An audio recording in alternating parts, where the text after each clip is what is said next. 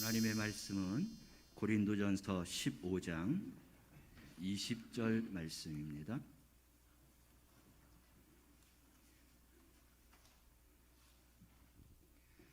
고린도전서 15장 20절 말씀입니다. 찾으셨으면 아멘. 말씀을 함께 봉독합니다. 그러나 이제 그리스도께서 죽은 자 가운데서 다시 살아나사 잠자는 자들의 첫 열매가 되셨도다. 아멘. 우리 함께 인사할까요? 저하고 같이 인사합시다. 예수님 부활하셨습니다. 진심으로 부활하셨습니다. 예, 우리 옆에 분하고도 또 앞뒤 분하고도 인사합시다. 예수님 부활하셨습니다. 예, 진심으로 부활하셨습니다. 예. 우리 예수님 금요일 날 오후 3시에 십자가에서 돌아가셨습니다. 그날 해가 지면 유대인들의 명절인 유월절을 보내는데, 그때는 우리나라의 광복절처럼 그런 해방의 기쁨의 그런 축제의 날입니다. 그래서 유대인들은 그 다음 날 최대의 명절로 온 가족이 함께 모여서, 공동체가 모여서 한상을 나누고 풍성한 그런 음식을 나누면서 즐거운 날을 보냈습니다. 그렇지만 예수님의 제자들은 그 기쁜 날 기쁨으로 보낼 수가 없었습니다. 예수님께서 돌아가셨기 때문에 오히려 슬픈 것이죠. 자신들을 그렇게 사랑하고 또 존경할 만하고 의지했던 그런 예수님이 죽으심으로 인하여서 슬퍼할 수밖에 없습니다.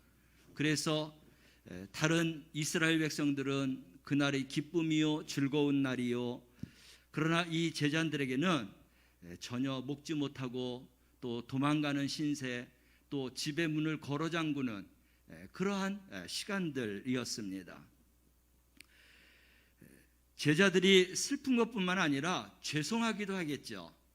예수님이 십자가에 달려 돌아가시는데 함께 그 십자가의 자리까지 못한 그런 죄송스러운 마음, 미안한 마음, 괴로운 마음들이 오히려 그 6월절에 가득했을 것입니다. 장례식도 제대로 치러드리지 못했지요. 그러기에 더욱더 슬픔의 시간이었습니다. 그렇지만 시간이 지났고 금요일, 토요일, 이제 주일 새벽이 되는 시간입니다. 우리 예수님께서는 말씀하신 대로 3일 만에 내가 죽음 가운데서 살아날 것이다 라고 하신 말씀대로 바로 그날 예수님께서 새벽 아침에 부활하셨습니다. 할렐루야. 그래서 우리는 이 날을, 성경 말씀을 보면 안식 후 첫날이다, 주의 날이다 라고 그렇게 불렀습니다. 그래서 주의 날을 줄여서 우리는 지금 주일이다 라고 그렇게 이야기합니다. 오늘 우리가 주일을 지킵니다 라고 하는 이야기가 바로 주님이 부활하신 날입니다 라고 하는 그런 뜻을 갖고 있습니다. 주일날 새벽에 먼동이 트기 전에 제일 먼저 찾아갔던 여인이 있죠. 오늘 우리가 새벽 예배에도 그 여인에 대해서 말했지만 막달라 마리아입니다. 그리고 막달라 마리아뿐만 아니라 여자 제자들 몇 명도 예수님의 무덤을 그렇게 찾아가게 되었고, 그리고 결국은 천사들이 예수님께서 부활하셨다라고 하는 소식을 전해 듣게 됩니다. 그 이후에 성경책을 보면 11번 예수님께서 이모저모로 나타나시면서 제자들이나 또 여러 사람들을 만나는 그런 장면을 보게 됩니다. 우리가 고린도전서 15장 5절에서 8절 말씀을 보면 사도 바울이 간단하게 정리한 그런 말씀이 있죠. 함께 볼까요? 먼저 게바에게 보이시고 후에 12 제자에게와 그 후에 500여 형제에게 일시에 보이셨나니 그 중에 지금까지 대다수는 살아있고 어떤 사람은 잠들었으며 그 후에 야고보에게 보이셨으며 그 후에 모든 사도에게와 맨 나중에 만삭되지 못하여 난 자 같은 내게도 보이셨느니라. 막달라 마리아, 그 다음에 베드로, 그 다음에 12제자에게, 그 다음에는 500여 명이 있는 그런 제자들에게 동시에 예수님이 보이시고 만나시고, 그리고 승천하시는 그런 모습까지 다 보여주셨습니다. 그 후에도 예수님의 동생인 야고보에게도 만나주셨고, 그리고 예수 믿는 사람들을 핍박하던 이 사울, 이제 성경에서는 사도 바울로 이름이 변화되었지만 바로 그를 부활하신 예수님이 만나주셨다라고 하는 말씀입니다. 이렇게 뿐만 아니라 예수님은 나타내 보이시면서 특별히 의심 많은 도마에게 너의 손을 갖다 내 손과 옆구리에 넣어보라 하는 말씀까지 하셨어요. 그렇게 우리 예수님께서는 당신의 그런 부활하심을 분명하게 나타내 보이셨습니다. 그리고 궁금해할 그러한 모든 것들 가운데에서 우리 예수님이 생선도 잡수시고 그리고 떡도 그렇게 잡수시는 것, 이러한 것들을 다 보여주셨습니다. 그래서 예수님의 부활은 영체뿐만 아니라 우리와 같은 육체를 입었지만, 우리는 썩지만 우리 예수님의 부활체는 썩지 아니할 그런 몸체로 불갑을 변화해서, 그래서 부활하신 예수님의 그러한 모습을 우리가 성경에서 찾아볼 수 있습니다. 이렇게 예수님의 부활을 목격한 제자들, 처음에는 무서웠고 그래서 집에서 나가지 못했고 의심했지만, 그러나 주님을 만난 그들은 너무나 기뻤습니다. 그래서 매일같이 하나님을 찬양했다 했습니다. 다시 사신 우리 주님의 그런 모습을 보면서 그들에게 너무나 기쁨과 또 하나님을 찬양할 수 있고 경배할 수 있는 이런 은혜가 충만하였다라고 하는 것입니다. 예수님의 제자들이 그렇게 달라질 수 있는 것은 바로 예수님이 부활하셨으며 부활하신 예수님을 만났기 때문인 것입니다. 사랑하는 성도 여러분, 예수님을 만나시기 바랍니다. 우리의 의심이 사라지게 될 줄로 믿습니다. 우리도 제자들처럼 분명하고 확실한 믿음과 신앙을 갖게 될 줄로 믿습니다. 제자들은 너무나 기뻐서 매일 하나님을 찬양했다고 했어요. 부활의 신앙을 우리가 소유하게 되면 하나님을 찬양할 수밖에 없고 하나님을 경배할 수밖에 없는 이런 믿음으로 거듭나게 될 줄로 믿습니다. 이렇게 예수님의 부활을 통해서 이제 예수님이 하나님의 아들이라고 하는 것을 분명하게 그들이 깨달았고, 예수님이 십자가에 왜 돌아가셨느냐? 우리의 모든 죄를 끌어안고 대속의 제물로 돌아가셨다라고 하는 이런 죄 용서함과 사하심을 분명하게 깨닫고 또 믿게 되는 그런 은혜가 또 있게 되는 것입니다. 뿐만 아니라 예수님은 내가 너희와 함께 하겠다라고 하는 말씀을 했어요. 그래서 이 부활하신 주님을 통하여서 주님은 우리와 함께 하시고 또 성령 하나님을 보내주셔서 영원토록 함께 하시는 그런 은혜와 믿음을 소유하게 된 줄로 믿으시길 바랍니다. 오늘 본문 말씀 가운데에서도 우리에게 소망이 되는 것은 무엇이냐? 예수님이 부활하심으로 말미암아서 부활의 첫 열매가 되었다라는 것입니다. 우리 예수님은 나를 믿는 자들마다 살겠다라고 말씀하셨어요. 내가 부활하였듯이 또 나를 믿는 자들은 부활하게 될 거라고 하는 말씀을 제자들에게 전했습니다. 그 말씀도 이제 그대로 이루어지게 되는 것이죠. 주님이 부활의 첫 열매가 되셨던 것처럼 우리도 죽는다 할지라도 우리 예수님을 믿는 자들은 예수님이 부활했던 것처럼 우리도 부활하게 될 것이다 라고는 믿음을 갖게 되는 것입니다. 우리 사랑하는 성도들이 이 믿음이 있기에 하나님 앞에 달려나온 줄로 믿습니다. 우리 하나님 앞에 나아갈 때까지 부활의 첫 열매 되신 예수님처럼 우리도 언제든지 죽는다 할지라도 우리가 부활의 영광으로 다시금 살아나게 될 줄로 믿습니다. 오늘 본문 말씀을 다시 한번 읽어볼까요? 이 말씀이 얼마나 우리에게 은혜가 되고 축복인지 함께 읽습니다. 그러나 이제 그리스도께서 죽은 자 가운데서 다시 살아나사 잠자는 자들의 첫 열매가 되셨도다.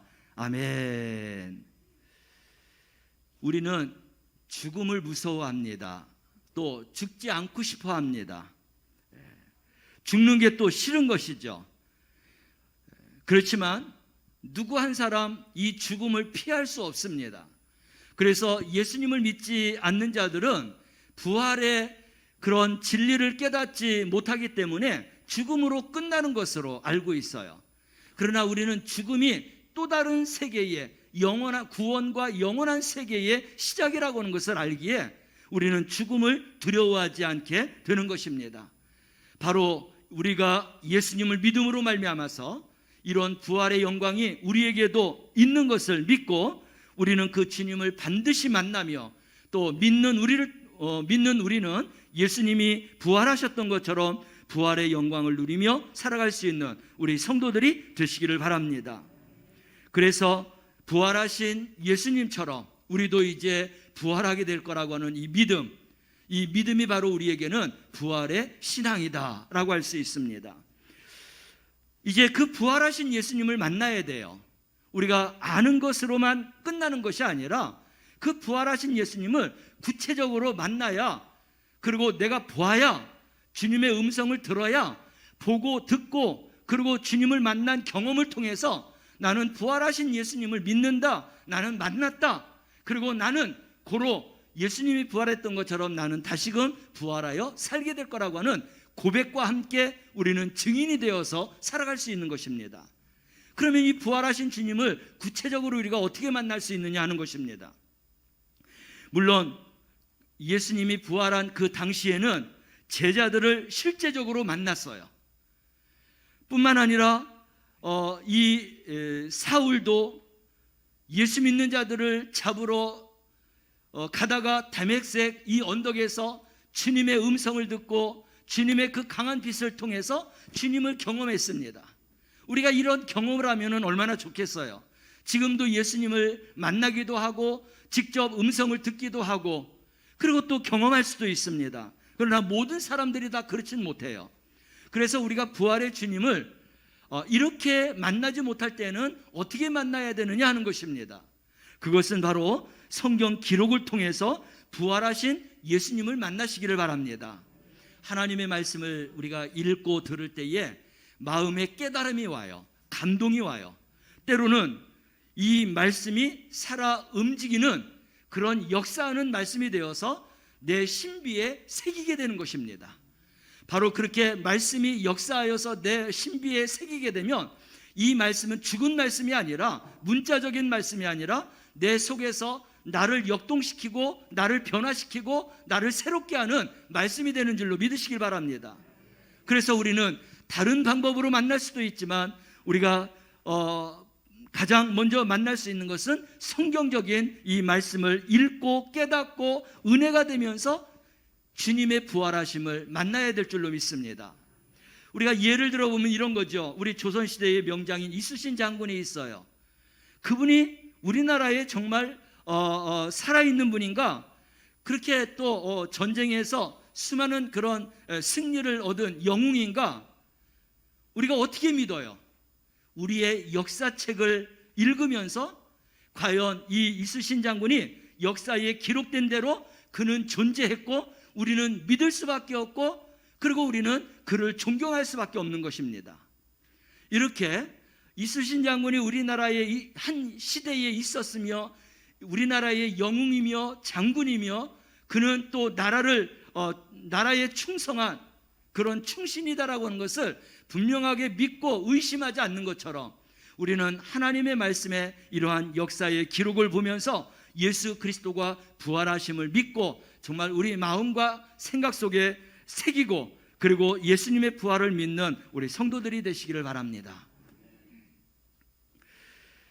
이런 기록을 통해서도 우리가 부활하신 주님을 분명하게 믿게 되지만 성경 말씀을 보면 더 분명하게 부활하신 예수님을 만날 수 있고 들을 수 있고 경험할 수 있는 것을 우리에게 말씀해 주셨어요. 그것은 바로 예수님께서 내가 아버지께로 가지만 나 대신에 성령 하나님을 보내주신다고 했어요. 그 성령 하나님을 우리가 만나게 되면, 성령으로 충만하게 되면 나에 대해서, 하나님에 대해서 깨닫게 되고 알게 되고, 그리고 또 이제 느끼게 되고, 그리고 성령 하나님의 그런 은혜로 말미암아서 우리가 더욱더 굳건한 믿음과 신앙 안에 살아갈 수 있게 해주신다라고 이야기했습니다. 그러므로 우리는 부활하신 주님을 더욱더 만나고 그분의 음성을 듣고 또 그분과 함께하기를 원한다면 성령의 충만한 자가 되시기를 바랍니다. 그래서 베드로를 통해서 이미 예수님께서 많은 자들에게 성령의 충만함을 주셨는데, 그 성령의 충만함의 과정은 이런 것이죠. 사도행전 2장 38절 말씀입니다. 함께 읽어볼까요? 베드로가 이르되 너희가 회개하여 각각 예수 그리스도의 이름으로 세례를 받고 죄사함을 받으라. 그리하면 성령의 선물을 받으리라. 성령의 선물을 받는 과정이 있어요. 그건 뭐예요? 회개하는 것입니다. 내가 예수님을 알기 전에 지었던 그런 죄, 그전에는 죄가 죄인지 몰랐지만 예수님을 알고 하나님의 말씀을 알므로 내가 짓는 죄를 발견했어요.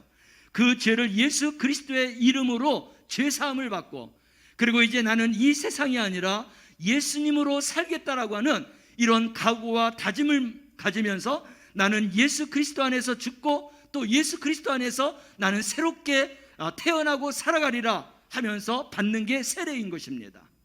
이런 세례를 받고 죄사함을 받게 되면 그러면 성령을 선물로 주신다고 했어요.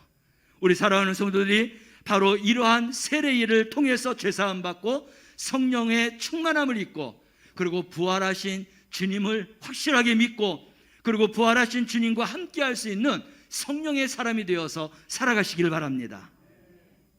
이렇게 성령이 충만하게 되면 부활의 첫 열매가 되신 우리 예수님과 함께 할 수 있고, 우리의 믿음은 부활신앙으로 굳건하게 다질 수 있고, 뿐만 아니라 우리는 옛사람이 아니라 새사람으로서의, 이 세상 사람이 아니라 하나님 나라의 시민으로서 살아갈 수 있게 되는 것입니다. 여러분, 교회 다니는 두 사람이 있는데 두 사람 모두 다 예수님이 부활했다라는 것을 압니다. 예수님이 하나님의 아들이고 그리스도라는 것도 알아요. 그런데 한 사람은 여전히 죽음을 두려워합니다. 그런데 또 한 사람은 이 죽음을 두려워하지 않습니다. 무슨 차이인가요? 알고 느끼고 다 이제 그런 진리에 대해서 깨달았는데 여전히 마음에는 두 가지로 갈려져 있어요. 한 사람은 죽음이 두렵고 한 사람은 죽음이 두렵지 않다. 이것은 주님에 대한 분명한 신앙, 우리가 성경적으로 말하면 그에게 성령이 있느냐 성령이 충만하느냐에 따라서 그가 부활의 신앙을 가졌느냐 가지지 못했느냐라고 판가름할 수 있는 것입니다. 우리가 죽음을 두려워하지 않는 신앙이 있다고 하면 여러분들은 예수 그리스도로 인하여서 부활 신앙을 소유한 줄로 믿으시길 바랍니다. 근데 부활하신 예수님, 내가 교회도 나가고 하나님도 믿고 찬양도 하고 기도도 하고 충성도 하는데 역시 지금 내가 죽음을 두려워해요. 이것은 진정으로 부활하신 예수님을 못 만난 거예요. 그것은 즉 내 안에 성령으로 충만하지 않기 때문에 아는 것으로만 그치지 이 말씀이 능력으로 나타나지 않는다라는 것입니다. 그러므로 우리는 성령의 사람이 되시길 바랍니다. 성령으로 충만하시길 바랍니다. 어떻게 하라고 했어요? 내 죄를 깨달아야 돼요. 예수 그리스도의 이름으로 모든 죄를 사함받고 내가 예수 그리스도 안에서 이제 죽었고 이제 예수 그리스도 안에서 새로 태어났다라고 하는 이러한 죄사함과 세례를 통해서, 물론 우리가 물로 주는 세례도 있습니다만 우리가 영으로 받는 그러한 불세례를 우리가 받음으로 인하여서 불의 성령이 임하고, 그리고 우리에게 불의 성령이 임하게 되면 이런 부활의 신앙으로 거듭나고 우리는 죽음도 두려워하지 않는 주님이 부활의 첫 열매가 되셨던 것처럼 나도 우리 모두도 이제 부활의 그런 영광을 누린다고 하는 이런 믿음을 가지고 살아가는 우리 성도들이 되게 될 줄로 믿습니다. 우리는 이러한 믿음을 소유해야 돼요. 이 부활절을 통하여서 다시 한번 이 부활의 신앙을 회복할 수 있는 우리 성도들이 되시기를 바랍니다.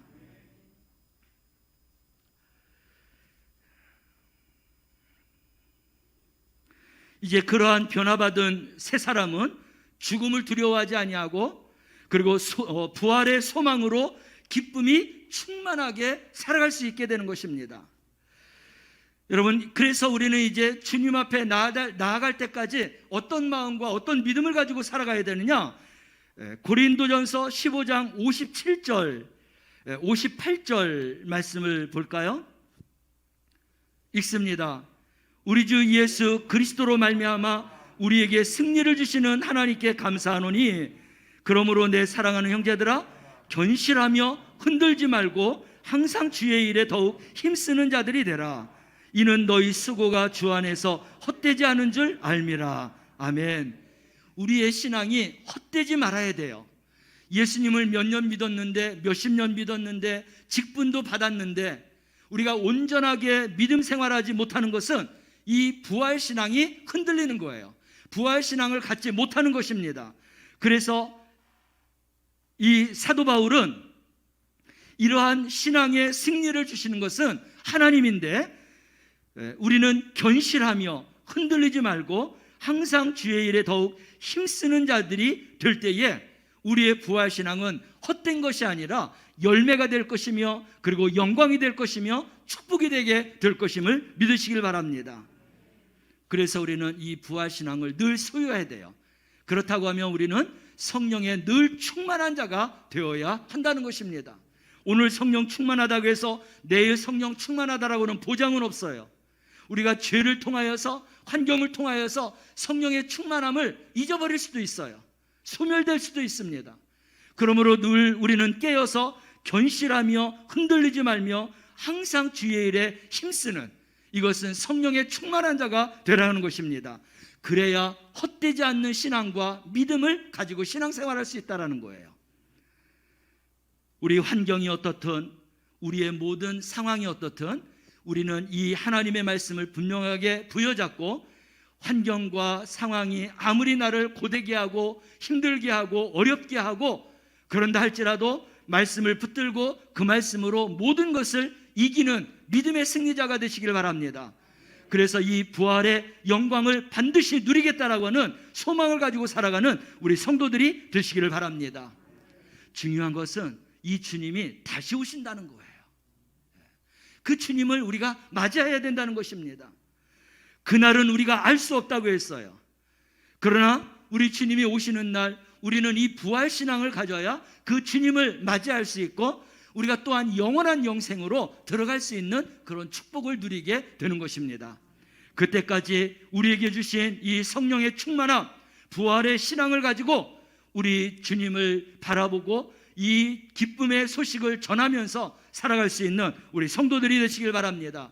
그래서 부활의 능력, 부활의 소망 뿐만 아니라 부활의 증인이 되어서 살아가는 우리 성도들이 되시기를 주님의 이름으로 축원합니다. 기도하겠습니다. 사랑하시는 하나님, 오늘 부활 주일을 통하여서 부활하신 주님을 다시 한번 우리가 만나며 함께하기를 소망합니다.